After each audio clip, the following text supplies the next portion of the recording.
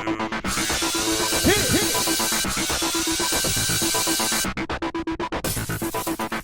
guys, welcome to another recap of Dancing with the Stars. Well, tonight was the performance show, and it was movie scores night. So they had to show off their little dance troupe, including Louie, Peta, and Val.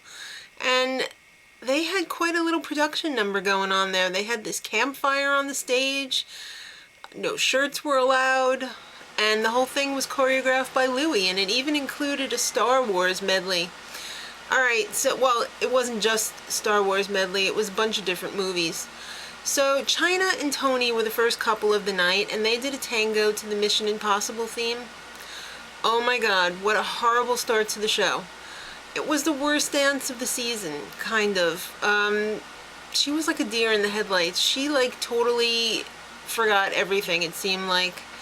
They also wasted all that time dropping Tony from the ceiling, and they showed him for, like, 1 second. Which I don't get. Did he have like a harness malfunction or something there? Alright, I thought the judges were really too kind and they ended up with a 21. I mean, at this point in the competition, to put out a performance like that, when you've done so much better in the past, it's gotta be lower than 21, I'm sorry. David and Kim up next with Raiders of the Lost Ark Paso Doble. It was actually better than I expected. And I wasn't expecting much, I guess. He's still very much a bear in the swamp, though. He's so goofy. It's just hard to take him seriously doing anything. So that was a 23. I thought the judges were a little kind. Alright, they had some time to kill because it was a 2-hour show, and there's, you know, another couple that's gone. So they also pulled out another medley with the troupe and Val this time. I don't know, I have to say I'm not really a big fan of those in sync numbers that they do. I'd much rather see like just one couple dancing. It's very distracting and it's, I don't know, it's just not my thing.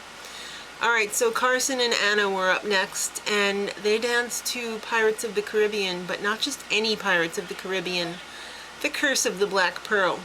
So they did a Viennese waltz, and they had a little sword play in there, so they had a sword instructor come in special to give them some pointers, which I thought was really good. Parts of this dance were really good.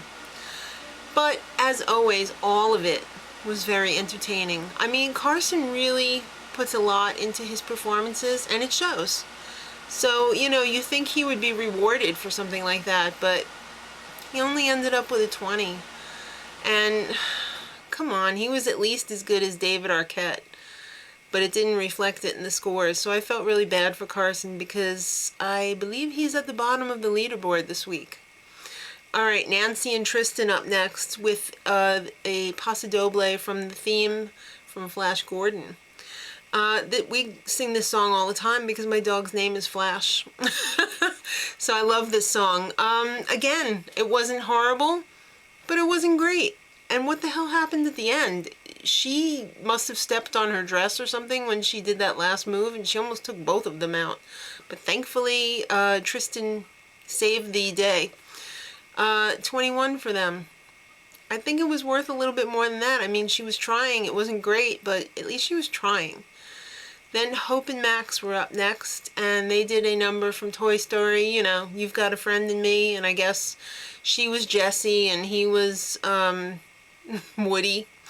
Alright, Foxtrot, again, better than expected, still awkward. She kind of dances like a guy.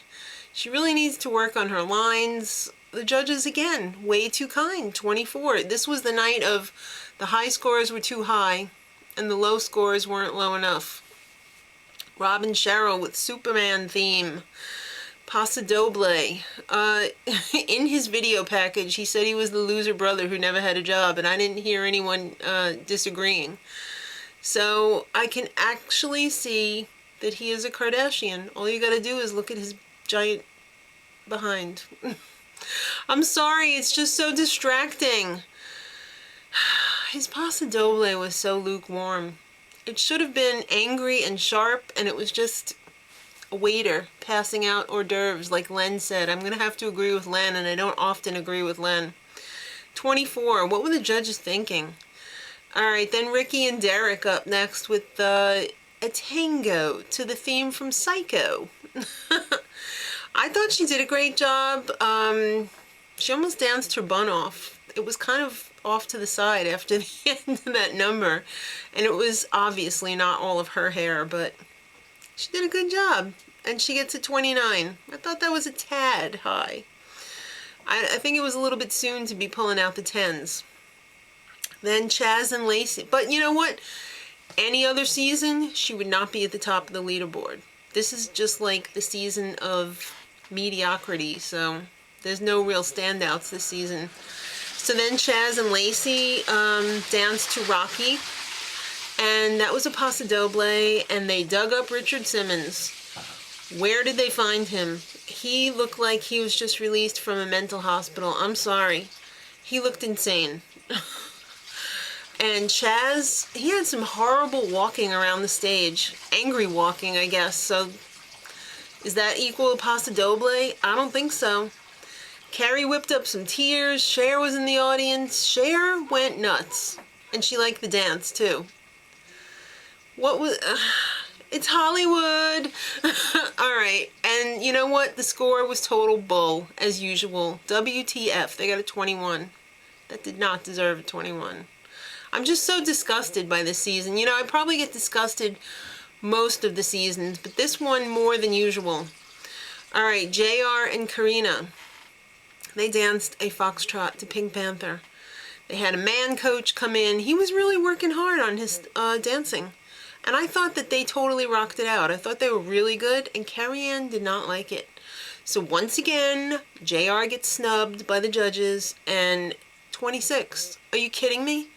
Are you absolutely kidding me? It was at least as good as Ricky Lake's. So I feel bad that week after week his scores are lower than they should be, because he does not deserve that.